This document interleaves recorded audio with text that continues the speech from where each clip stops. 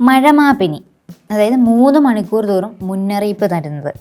ഇന്നാണെങ്കിൽ അതിശക്തമായ മഴയ്ക്ക് സാധ്യതയുണ്ട്.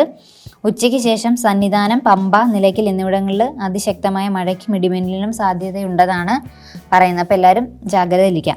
ഓരോ 3 മണിക്കൂറിനുള്ളിലും പെയ്യാൻ പോകുന്ന മഴയെക്കുറിച്ച് തീർത്ഥാടകർക്ക് മുന്നറിയിപ്പ് നൽകാൻ ശബരിമലയിലും പമ്പയിലും മഴമാപിനി സ്ഥാപിച്ചു. അപ്പം ശബരിമലയിലെ ഓരോ 3 മണിക്കൂറിനുള്ളിലും പെയ്യാൻ പോകുന്ന മഴയെക്കുറിച്ച് ശബരിമല തീർത്ഥാടകരെ അറിയിക്കാനായിട്ട് അവിടെ മഴമാപിനി സ്ഥാപിച്ചിട്ടുണ്ട്. ലഭിച്ച മഴയുടെ തോത് വിലയിരുത്തിയാണ് പെയ്യാൻ പോകുന്ന മഴയെക്കുറിച്ച് മുന്നറിയിപ്പ് നൽകുന്നത്. കാലാവസ്ഥാ മാറ്റം സൃഷ്ടിക്കുന്ന പ്രശ്നങ്ങൾ തിരിച്ചറിയാൻ ഉതകും.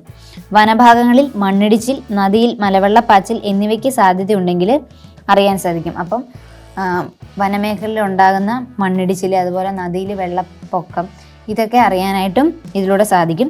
ശബരിമല, പമ്പ, നിലയ്ക്കൽ എന്നിവിടങ്ങളിലെ കാലാവസ്ഥയാണ് നിരീക്ഷിക്കുന്നത്. അപ്പം ഈ നാളെ മുതൽ മറ്റന്നാൾ മുതൽ അതല്ലേ 16-ാം തീയതി മുതൽ മണ്ഡലകാലം ആരംഭിക്കുകയാണല്ലോ. അപ്പം അതിൻ്റെ ബേസിൽ എന്താണ് ശബരിമല, പമ്പ, നിലയ്ക്കൽ എന്നിവിടങ്ങളിലെ കാലാവസ്ഥയാണ് നിരീക്ഷിക്കാൻ പോകുന്ന മഴമാപിനി വെച്ച്. അപ്പോൾ അതിനകത്ത് വനഭാഗങ്ങളിൽ മണ്ണിടിച്ചിലുണ്ടെങ്കിൽ അതും, മലവെള്ളപ്പാച്ചിൽ, നദിയിൽ മലവെള്ളപ്പാച്ചിലുണ്ടെങ്കിൽ അതും അറിയാനായിട്ട് സാധിക്കും. എന്തായാലും അതൊരു നല്ല കാര്യം അല്ലേ?